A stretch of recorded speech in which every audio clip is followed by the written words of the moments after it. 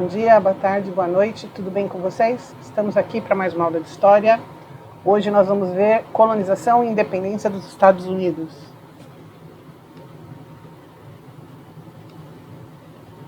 Bom, para começar a falar sobre a independência dos Estados Unidos, nós temos que começar a falar sobre a colonização, né? Então aqui tem um mapinha, olha, os Estados Unidos, ele era só esse pedacinho, ele começou através da fundação das 13 colônias, tá? Então, essa parte aqui, ó, as 13 colônias, na costa leste americana, tá? Foi homogênea a fundação dessas 13 colônias? Não. Na realidade, quem que veio aí colonizar os Estados Unidos? Um grupo religioso calvinista que também era chamado de puritano. Por que eles vieram aqui para a América e iniciaram a colonização dos Estados Unidos? Lá na Inglaterra estava tendo uma guerra religiosa entre católicos e protestantes. O rei era católico e ele estava perseguindo esse grupo político-religioso, tá? Porque esse grupo não era só religioso, ele tinha algumas ideias políticas que iam de encontro àquilo que o rei também queria. Então esse grupo calvinista ou puritano, tanto faz, eles estavam sendo perseguidos lá na Inglaterra e eles fugiram dessa perseguição político-religiosa e vieram aqui para a América, tá? Eles chegaram e eles fundaram, a primeira coisa que eles fundaram foi aqui, essa região aqui, ó, onde hoje é Nova York, tá? Então eles começaram e fundaram aqui nessa região aqui, ó, onde hoje está escrito Massachusetts, Nova York, né, Rhode Island. Eles fundaram aqui as primeiras vilas, né, que se transformaram para o mundo, que depois vão se transformar nas 13 colônias. Elas eram homogêneas? Não, elas eram muito diferentes. As colônias do centro e do norte, né, então essas que estão em amarelo e em rosa, elas foram colônias de povoamento. O que é isso? O pessoal que veio aí, esses puritanos, eles não vieram para enriquecer e para voltar para a Inglaterra. Não, eles vieram para fazer um país para eles morarem aí, já que eles estavam sendo perseguidos na Inglaterra, tá? Então essas colônias do centro-norte, elas eram baseadas em pequena propriedade, produção de subsistência. O que é produção de subsistência? Eles plantavam o que era para comer, não para exportar. Policultura, se você planta o que é para comer, você vai plantar legumes, você vai plantar grãos, você vai plantar frutas, né? Então, policultura quer dizer uma agricultura diversificada. A mão de obra era livre e rapidamente teve o desenvolvimento de manufaturas. O clima aqui do centro-norte é mais frio. O que acontece? Nessa região aí, a Inglaterra percebeu que não dava para explorar nada aí, porque não tinha ouro, não tinha prata. E o clima era extremamente semelhante ao clima da Inglaterra, então não dava para produzir nenhum tipo de produto tropical, como café, como açúcar, cana-de-açúcar, né? Então, meio que essas colônias do centro-norte, elas foram meio que abandonadas pela Inglaterra. A gente fala que teve uma coisa chamada negligência salutar. O que é isso? A Inglaterra não fazia o pacto colonial. O que é o pacto colonial?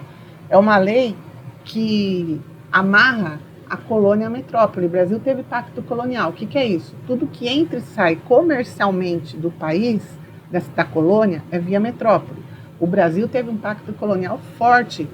Portugal, tudo que o Brasil produzia, e exportava, era via Portugal. Tudo que o Brasil comprava era via Portugal, tá? Nas colônias do centro-norte, teve uma coisa chamada negligência salutar. O que é isso? A Inglaterra via que não tinha nenhum tipo de riqueza ali, ela não se importava, que abandonou essas colônias. No sul já é diferente. O clima do sul dos Estados Unidos é mais quente, tá? Ali se desenvolveu um tipo de colônia chamada de colônia de exploração. O que é isso? Tá? Foi baseada na grande propriedade, produzia um único produto só, que era algodão ou tabaco, voltado para exportação, e a mão de obra era escrava.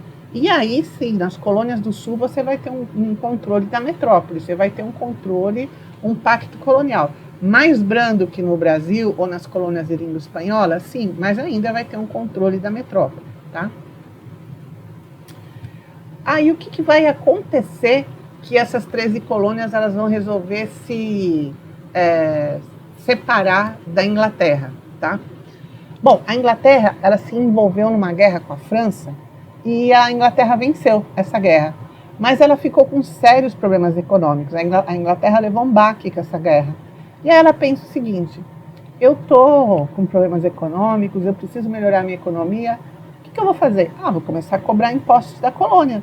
Então, a Inglaterra, ela que deixava as colônias em paz, não cobrava impostos das colônias, a partir da Guerra dos 7 Anos, a Inglaterra percebe que ela pode ter lucro, que ela vai começar a tentar cobrar impostos das 13 colônias. Aliado a isso, a Inglaterra passou por um processo de revolução industrial, tem muitas indústrias na Inglaterra, e a Inglaterra fala assim, poxa, essas colônias aí minhas lá na América do Norte podiam ser meus mercados consumidores, tá?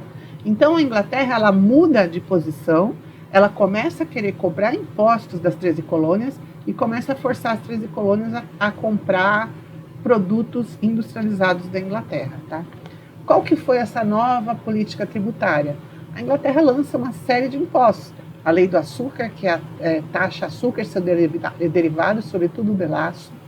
Lei do selo, né? Então todo documento oficial, livro, jornal, certidão, que circulasse pela colônia, tinha que ir com um selo da metrópole, e para ter esse selo da metrópole, a loja você devia comprar. Então você tinha que pagar uma taxa para a metrópole. A lei do chá. O inglês gosta muito de chá, né? E a colônia americana também gostava muito de chá. O que a Inglaterra fez? Ela concedeu monopólio de chá para as companhias das Índias Orientais, que era inglesa. Então, as 13 colônias só podiam comprar chá dessa companhia inglesa e, além de tudo, tinha que pagar um imposto super alto nesse produto, tá?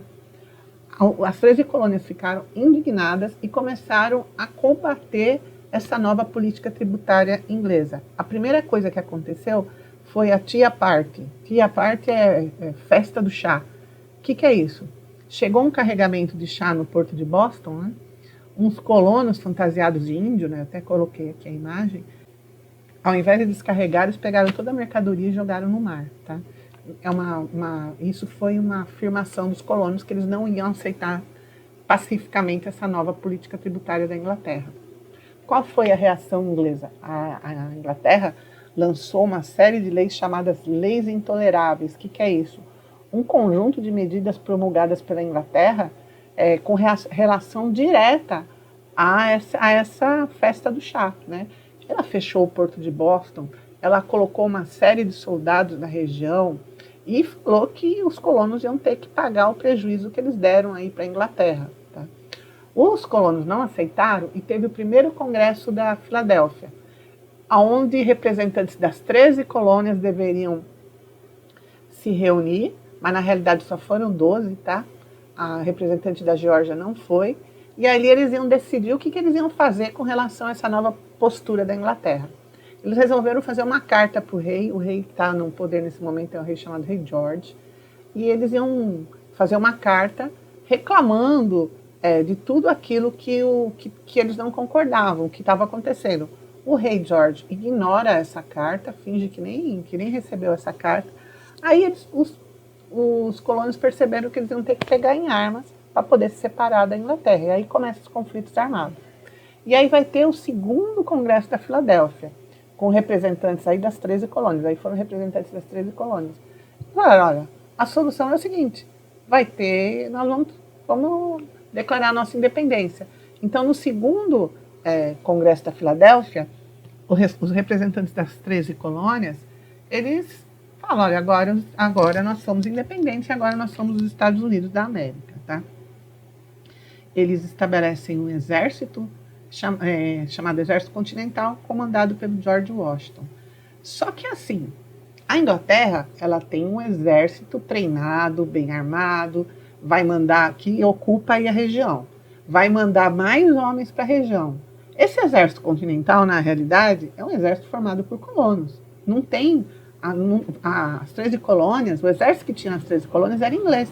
Eles não têm um exército das 13 colônias. Quem ingressa nesse exército continental são só colonos, tá?